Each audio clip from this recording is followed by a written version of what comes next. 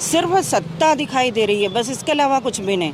अगर कोई काम कर रहे हैं आप, ठीक है, सामूहिक विवाह करना अच्छी बात है, वैसे तो सबको अपने अनुसार करना चाहिए, लेकिन आपने सामूहिक विवाह किया और उसमें ऐसे लोगों को, फर्जी लोगों को आप शामिल करते हैं जिनकी शादी फरवरी में होना थी, उनको आपने अभी शामिल करके और बिठा करके, ये नैतिकता के नाते भी गलत है। ये भगवान से छल किया जा रहा है। आप भगवान को साक्षी मान करके और विवाह करवाते हैं, तो किन से छल कर रहे हैं आप तो भगवान के सामने बिठा करके फिर बोलिए ना आप किन के फिर से शादी होगी, फिर फरवरी में शादी है, क्या संकल्प लेते तब ऐसा बोलते हैं?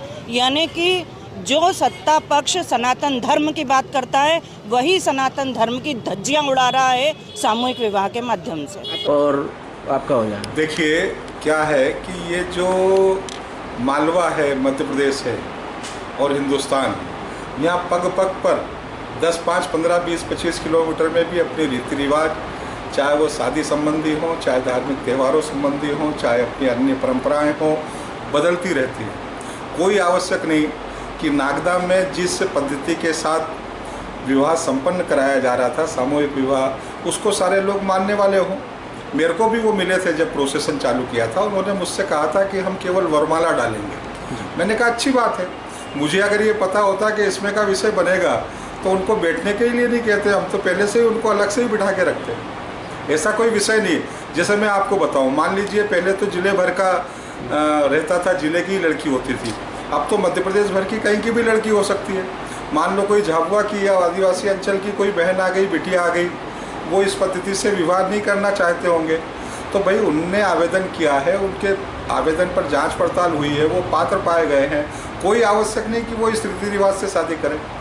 समझ गए ना आप? अब दूसरी बात कि हमने तो सुबह 8 बजे से प्रोसेसन प्रारंभ होकर और 11, साढ़े 11 बजे, 12 बजे तक विवाह संपन्न हो गया।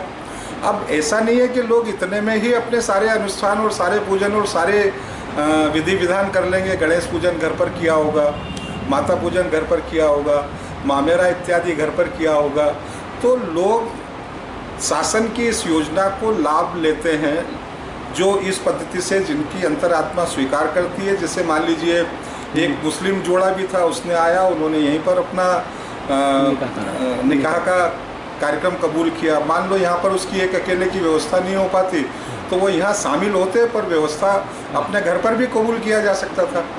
तो ऐसा ये अपनी एक परंपरा है, शासन की योजना का लाभ पात्र व्यक्तियों को, गरीब व्यक्तियों को मिले, लेकिन वो अपनी परंपरा के अनुकूल ही विवाह संपन्न कराएं, उसमें कोई ऐसी बाध्यता नहीं है। समझ गए ना?